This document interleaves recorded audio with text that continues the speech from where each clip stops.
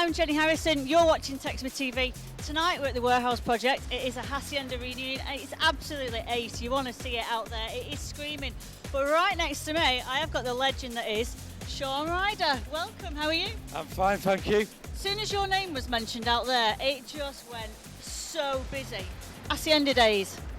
What's this like? You enjoying it? There's lots of people out there that I used to see in the Hacienda. Have you seen a few faces you know? As some sort of main hippie geezer from the Grateful Dead said, if you can remember the 60s, you weren't there. To me, it was just a normal thing, you know what I mean, the Hacienda. You know, and it was great times, it was a great club, it was groundbreaking. When you look out there now, there is such a mixed age. I think there's a lot of people out there that would never have even been at the Hacienda, a lot of younger people, so to see them feeling what used to go on there, I think it's really groundbreaking, do you know? Well, yeah, I mean, it's good. I mean, obviously, they're into, you know, all that music and that scene. So it's going to go global, I've heard. Will you be going global with it? If I'm asked, I probably will. I'll have an hour, yeah. Me and Uki go way back. Even though when I first met him, he was a real, can I say, cunt? He was out of all the New Order and Terry Hall gave us our first breaks.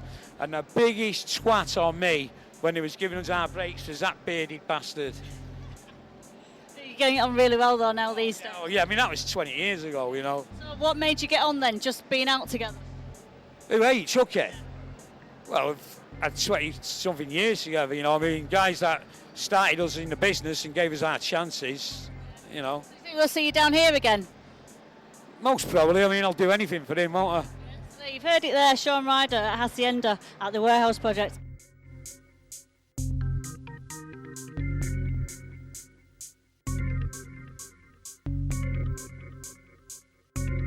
We've managed though to grab for 5 minutes Pete Hook. Hello. Hello, how are you? How's your night going? Really well, actually. I can tell because my voice has gone. Well, we've just been out there, like, listening to a few people playing and stuff. You cannot actually move, but everybody is up for it. How are you feeling about that? Because obviously you have the brand now, don't you? It belongs to you.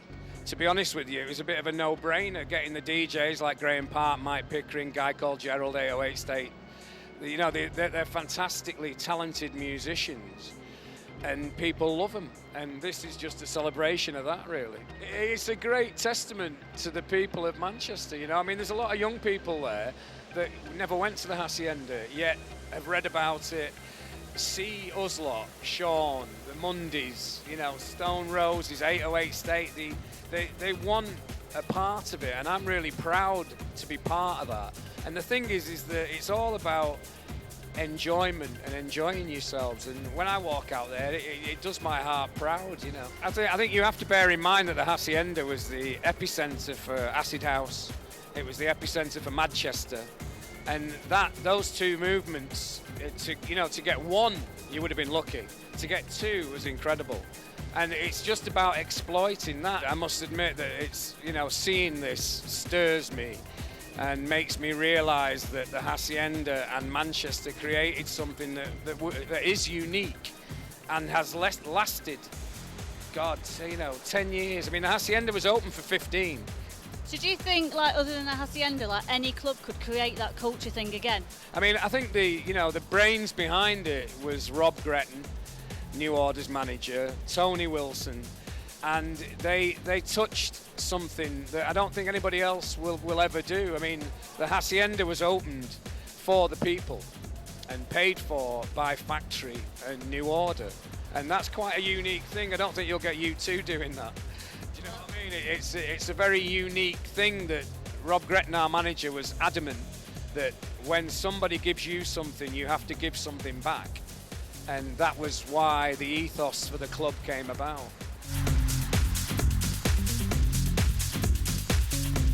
I am sat with the legend that is Mike Pickering. Good evening, how are you? I'm all right, feel legendary.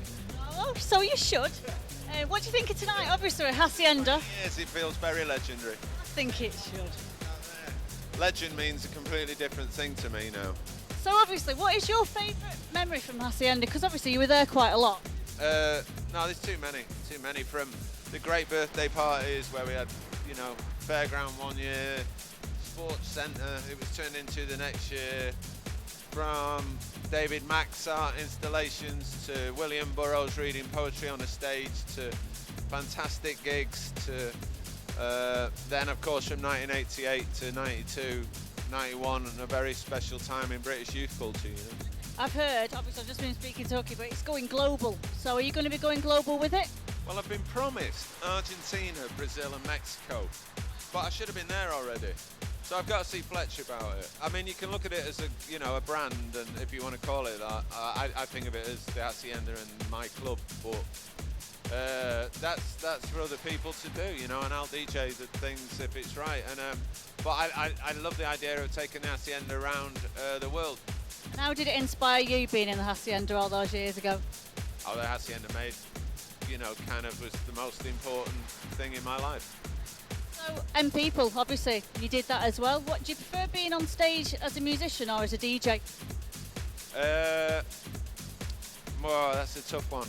At the time that I had with them people, when we toured the world a few times, that was magical. And at that time, I'd DJ'd for so long that I was glad to be the musician. But I think really it's got to be musician, because you're playing your own music rather than playing someone else's. But you know, the feeling you can get from one of those moments when you're DJing and the whole place just goes off, it's pretty amazing.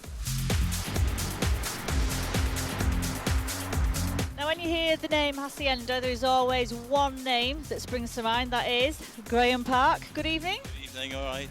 Just heard you set, absolutely fabulous. What did you think of the event tonight? Oh, it was absolutely superb. It really was like going back in time. When I walked in the back way, just straight away with the pillars, the atmosphere, everything, just like going back in time. Well, obviously, kind of like this thing that started now with this Hacienda kind of party. Obviously, I've heard it's going global. Are you going to be involved in that? Yes, Austria coming up, Peru coming up.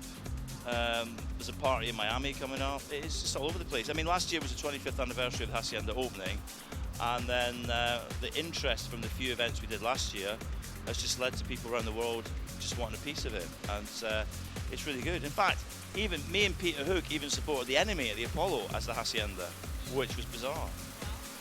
Right, so going on tour, you've been here. What at the moment is doing it for Graham Park? What is your thing? Are you doing any mixes? Have you been playing any of your stuff tonight? Well, no, actually, I should have done. I've done a track with Byron Stingley from 10 City, which is called Shady, which is absolutely fantastic. And I can't believe you just made me think I should have played it, but you know, never mind. I've been working with a DJ called Nick Hussey, making some tunes, and a guy called John Fitz as well. So there will be some stuff out this year. But you know, you can catch me most weekends behind the decks in a club somewhere, playing some tunes, and on the radio as well.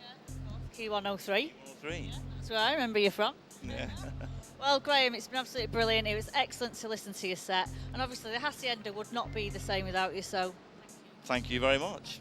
I'm Jenny Harrison. That's Text Me TV.